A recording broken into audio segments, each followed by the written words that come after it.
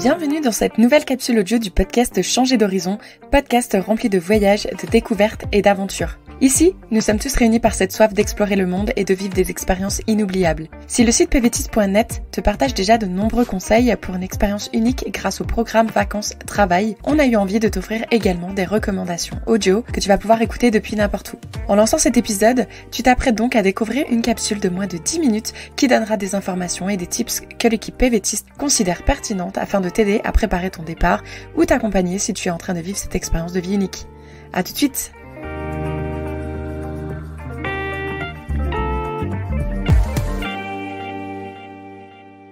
Salut! Dans les précédentes capsules, nous avons donné de nombreux conseils pour préparer votre budget et votre sac à dos avant le départ en PVT. Dans cet épisode, nous allons nous concentrer sur les démarches à réaliser avant le départ, que ce soit des démarches administratives ou pratico-pratiques.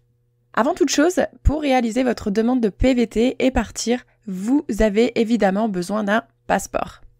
Au tout début du projet, l'idée est bien sûr de se fixer sur la destination de son PVT, quelles sont les conditions d'admissibilité, nos attentes, ce qu'on aime, la durée souhaitée par exemple. Si vous êtes encore indécis, je vous invite à lire les nombreux témoignages de PVTistes qui se trouvent sur le site pvtis.net. Une fois la destination choisie, il est nécessaire de se renseigner sur les démarches à réaliser pour la demande de PVT qui peuvent être très différentes d'un pays à l'autre, en plus de prendre du temps et d'avoir un certain coût. Par exemple, pour partir au Canada, vous devez faire prélever vos données biométriques dans un centre spécifique, seulement à Lyon et Paris concernant la France. Sans parler du fait qu'il s'agit du seul PVT qui s'obtient par tirage au sort. Pour l'Argentine ou le Japon, vous devez vous rendre au consulat en personne.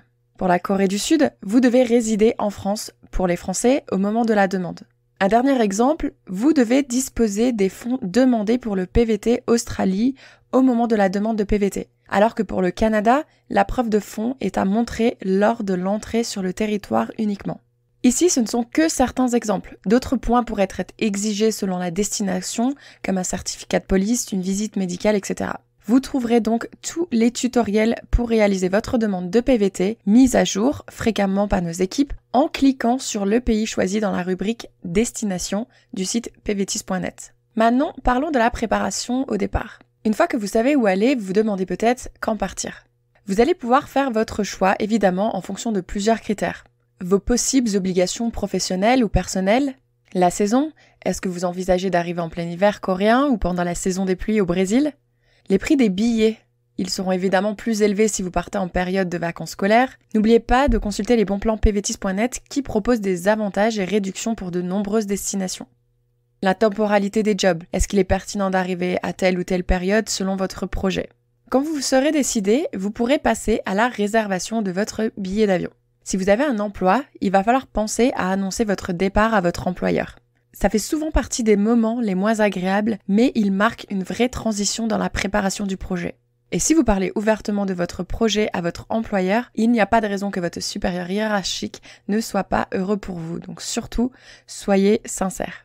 Si vous êtes inscrit à Pôle emploi, les semaines ou mois précédant le PVT, vous devez les avertir de votre départ.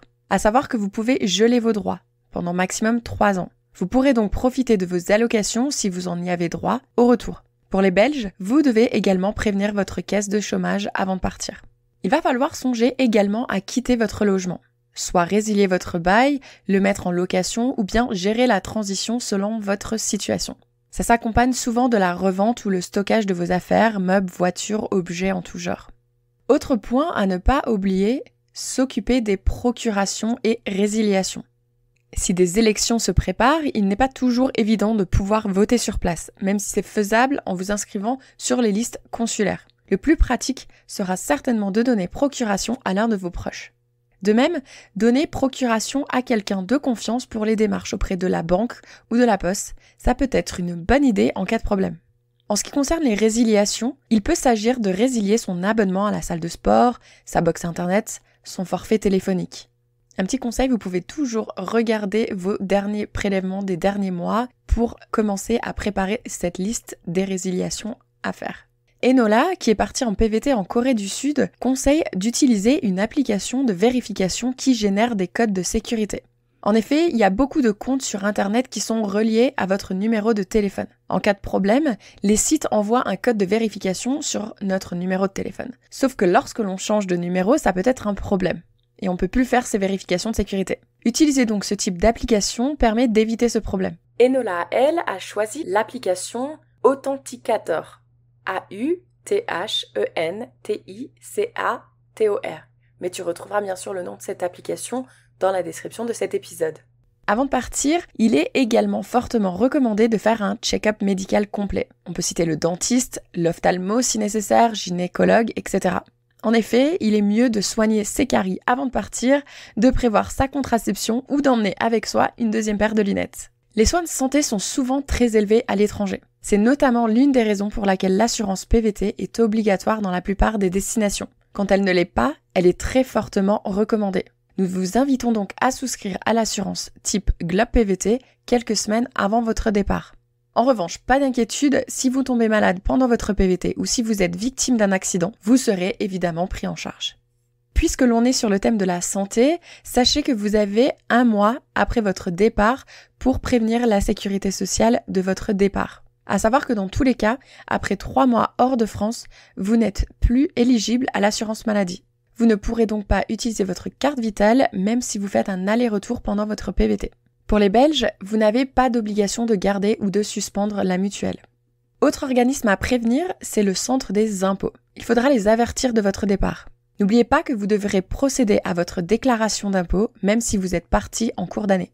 Pensez également à faire une demande de permis de conduire international. C'est souvent obligatoire pour conduire sur place. Attention à vous y prendre suffisamment à l'avance, les délais peuvent être assez longs, de plusieurs semaines à plusieurs mois, tout dépend de la préfecture de votre secteur. Maintenant que les démarches concernant le départ se finalisent, il va falloir également penser à l'arrivée sur place. Vous pouvez, quand c'est possible, pré-ouvrir votre compte bancaire local quelques semaines avant d'arriver. Ce qui est possible avec Desjardins ou la Banque nationale du Canada, si vous partez en PVT Canada par exemple. Pour faciliter les démarches à l'arrivée et éviter les frais sur place en attendant la finalisation de l'ouverture de son compte bancaire, vous pouvez opter pour une carte bancaire internationale. Pour les Français, nous vous invitons à consulter notre bon plan avec Boursorama Banque. Une fois que tout ça est fait, vous n'avez plus qu'à réserver votre logement pour les premières nuits sur place et boucler votre valise. Et dernier conseil, n'hésitez pas à vous inscrire à nos ateliers de préparation au départ qui sont animés par des membres de l'équipe PVTistes actuellement en PVT ou qui en sont récemment revenus.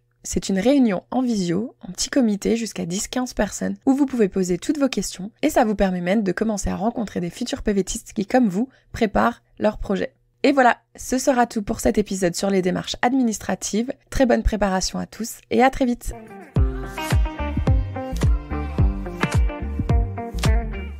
Vous êtes arrivés à la fin de cet épisode et on vous en remercie, mais attendez, ne partez pas encore. Permettez-nous de vous rappeler à quel point votre soutien compte pour nous. En vous abonnant à notre chaîne de podcast, vous serez les premiers à être informés de chaque nouvel épisode qui sortira et vous ne manquerez plus jamais 1 minute de notre contenu. Et si vous avez aimé cet épisode, pourquoi ne pas laisser 5 étoiles et un commentaire sympa ? Vos retours nous inspirent à continuer à créer du contenu avec des pays et des sujets qui vous intéressent. Ça nous aide également à toucher de nouvelles oreilles curieuses. Vous faites partie intégrante de notre communauté, alors s'il vous plaît, prenez 1 minute pour vous abonner, laissez vos étoiles et écrivez-nous un commentaire.